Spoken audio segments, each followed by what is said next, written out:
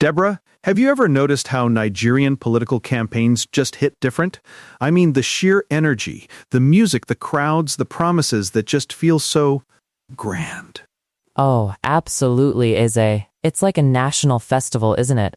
The air crackles with optimism, even if it's fleeting. People are dancing, there's a sense of community, a shared hope for something better. You really get swept up in it. Exactly. And the promises, everything from "we'll fix electricity in 100 days" to "every youth will have a job."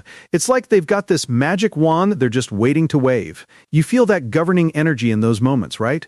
It's intense, focused, almost limitless. Limitless, that's the word. It's pure, unadulterated potential. They articulate a vision so compelling, you can almost taste the improved infrastructure, the stable power supply, the job opportunities. You think, finally, this is it. Change is coming. Then the elections are over. The winner is declared, and suddenly that vibrant, almost frenetic campaign energy just dissipates. It's like a balloon that's slowly, almost imperceptibly, losing air. The governing energy becomes a different beast entirely. Oh, the deflated balloon analogy is perfect, Eze. It goes from a sprint to a snail's pace, or sometimes no pace at all. The grand visions shrink, the timelines stretch indefinitely, and those bold promises become whispers in the wind. What happened to all that dynamism? That's the million naira question, isn't it? I think part of it is the nature of campaigning itself. It's about perception, emotion, rallying the base. It's designed to be aspirational, to appeal to our deepest desires for a better life. Governing, on the other hand, is about cold, hard reality. Reality checks are brutal. During campaigns, they talk about building roads, for instance. Sounds simple, right? But then in government, you're faced with budget constraints, procurement processes, environmental impact assessments, community buy-in, corrupt contractors, weather conditions. It's a labyrinth. And the bureaucracy. Oh, the bureaucracy. The sheer amount of red tape, the entrenched interests, the civil service itself. It's like trying to navigate a supertanker through a maze. That campaign energy, which felt like a speedboat, suddenly realizes it's strapped to an oil tanker. I often wonder if they truly understand the scale of the problems they're promising to fix while they're on the campaign trail. Is it genuine optimism, or is it a calculated tactic to win votes, knowing full well the impossibility of some promises? I suspect it's a bit of both. There's the genuine desire to lead and make a difference, but also the pragmatic understanding that you need to tell people what they want to hear to get into power. Once you're in, you realize the problems are far more complex and resource-intensive than you initially thought or admitted. It creates such a cycle of disillusionment for the citizens, though, doesn't it? Every 4 years, we get this burst of hope, this incredible energy, and then it's followed by slow, grinding disappointment. It makes people cynical, makes them wonder if their votes even matter. That cynicism is dangerous. It feeds apathy. When people stop believing that government can actually deliver, they disengage. And a disengaged populace is not good for democracy. It empowers those who benefit from the status quo. But what can be done? How do we bridge that gap? How do we get the governing energy to even remotely match the campaign energy? Or at least, how do we make campaign promises more realistic? I think it starts with leadership that is brave enough to be honest during campaigns. To say, look, fixing electricity isn't a 100-day job. It's a 5-year plan that requires significant investment, policy changes, and overcoming corruption to manage expectations. That's a tough sell, though, isn't it? Who wants to hear a 5-year plan when another candidate is promising instant gratification? It feels like the political landscape punishes honesty and rewards hyperbole. It does, unfortunately.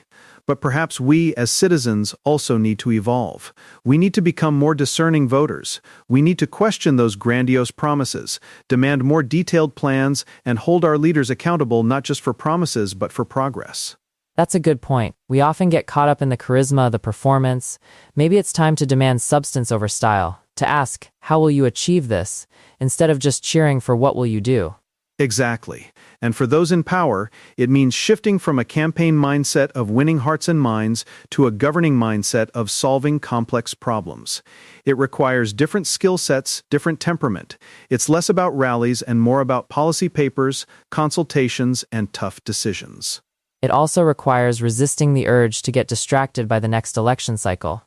So many governments seem to spend their first year settling in, then a year trying to implement something visible, and the last 2 years already campaigning for re-election. The focus shifts too quickly. That's a critical observation. The short-term focus, driven by the electoral cycle, often undermines long-term strategic planning. Things that require sustained effort over decades, like education reform or industrialization, get started and then abandoned or poorly implemented when priorities shift. It makes me think of the continuity of government or lack thereof. A new administration comes in and sometimes they just scrap everything the previous one started, even if it was a good project, just to put their own stamp on things. It's incredibly wasteful, both of resources and momentum. Precisely. It's a self-defeating cycle. What we need is a national vision that transcends individual administrations, a long-term development plan that politicians, regardless of party, commit to upholding and building upon. But isn't that utopian thinking in a highly polarized political environment like ours? Everyone wants to be the hero who started something new, not the one who finished someone else's project. Perhaps, but without striving for it, we'll continue this merry-go-round of grand promises and limited delivery. Imagine if every administration just picked up from where the last left off, focusing on actual progress instead of political grandstanding. That would be revolutionary for Nigeria. It implies a level of selflessness and national interest that often seems to be missing in the political equation. It's a shift from my legacies to our nation's future. And it also requires strong institutions that can withstand political changes. Institutions that don't just change their direction with every new minister or president, but maintain a consistent, professional approach to national development.